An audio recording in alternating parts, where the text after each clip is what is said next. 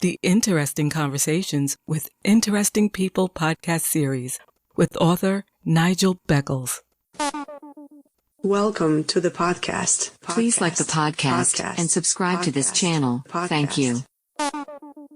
The very best way to promote your podcasts. Podpage makes it easy to create a podcast website with just a few clicks. Every page is optimized to be found on Google and it stays up to date forever. For more information, visit podpage.com. The future of podcast promotion. Have you experienced several failed relationships or been through a divorce? How can you avoid making the same mistakes again? How to avoid making the big relationship mistakes is out now. Hi, my name is Nigel Beckles. My book is packed with practical and common sense strategies that you can use to make better relationship choices. Now you can discover the dangerous myths about love. If your relationship expectations are realistic, why you could be falling in love for all the wrong reasons. How to avoid making the big relationship mistakes. It's a book that could change your life. Available from amazon.co.uk. Kindle version also available. Author Queen P. When the mood is right, a poetry journey, mood swings, and when the mood is right, a rebirth. Books available on Amazon and all good bookstores. Hi, I'm Queen P. Please join me by tuning into my poetry podcast, The Royal Affair, on Anchor, Spotify, Apple, Google, and all other similar platforms. You can also listen to the podcast on the Helium Radio Network on Saturdays at 3 p.m. Eastern Standard Time. You have entered into the Royal Affair. Get ready for takeoff. Welcome back to my Interesting Conversations with Interesting People podcast series. My guest for this episode is a former director of engineering at the company Digital Ocean, USA, with over 20 years experience in the tech industry. She is now an executive coach for women in tech leadership. Limor Bergman Gross. Hi Limor, welcome to my podcast series. How are you?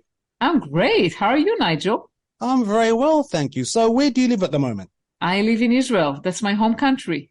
So you're interested or involved in the tech industry. When did you become interested in that field of work? I think it started in high school. I was good at STEM, studied math, physics, chemistry, took a stint at programming, realized it will probably be a good profession. So that's how it started. Well, it's interesting you say that because would I assume or presume that the tech industry is dominated by men? Yes, that's correct. And why do you think that is? Great question. I'm not sure I have the answer to, but probably a lot of that different biases that people have, or maybe, it starts with, some say it started at the middle school age, where girls perceive themselves as less good at, exact science or STEM-related fields, and they maybe don't try, maybe give up too soon. So I understand you're the former director of an engineering company called Digital Ocean. What did that involve? It involved being responsible for a product line, for the compute product line, managing an engineering organization, growing that organization from the beginning it was 6 people to when I left it was around 45. And was it a successful company? Yes, it still is. So why did you leave and become an executive coach for women in tech leadership? Yeah, it's a great question. I think there are multiple answers to that. I felt after many years in tech that I needed a change. I needed to make an impact. I noticed a passion that I have for women. As a manager, I wanted to hire more women to my team. I wanted to help women grow. I was involved in company ERGs, and I started mentoring in 2017, and I saw the impact I had on those women. That kind of led me to thinking that maybe that's what I should be focusing on. And when we decided, we used to live in the US, and when we decided to go back to Israel, it was also a good timing for me to make a change. So what does your coaching work actually involve? I mean, what are your objectives?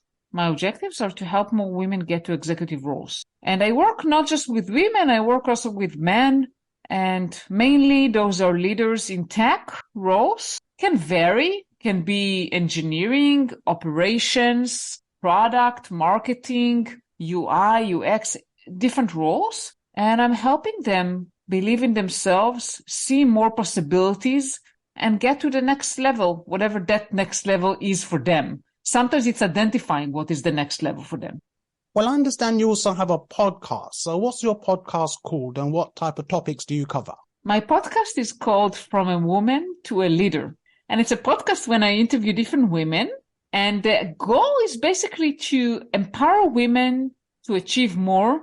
Think about it like coaching for the masses, trying to bring the voices of different women in tech and in leadership, provide tips on different topics. Usually the topics that we cover are related to challenges that women, not only women, but mainly women face. It could be imposter syndrome, but it could be also other topics like goal setting, how to get to executive roles, really depended on the guest and what they want to talk about and what they feel like they can bring value to the audience. You've mentioned the term executive role a couple of times. What exactly does executive role mean? It means leading an organization. Depending on the company, it can be from several tenths of people, from to hundreds and thousands. But basically doing a role that is strategic, that has an impact, being a role model for other women, knowing that if you made it, they can make it also for themselves. So, Limor, what other interests do you have? What other interests? First of all, I'm very busy with my family. I have 4 children. I'm married, and now we are renovating an apartment and moving to it soon. But when I'm not so busy with the moving apartments, I like exercising. I go to the gym, try to do it on a daily basis. I started running several years ago, and I enjoy that a lot.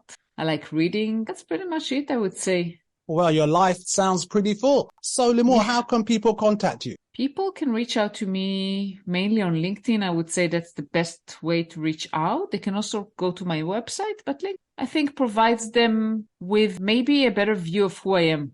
Limor in Israel, thank you very much for your time. Thank you, Nigel.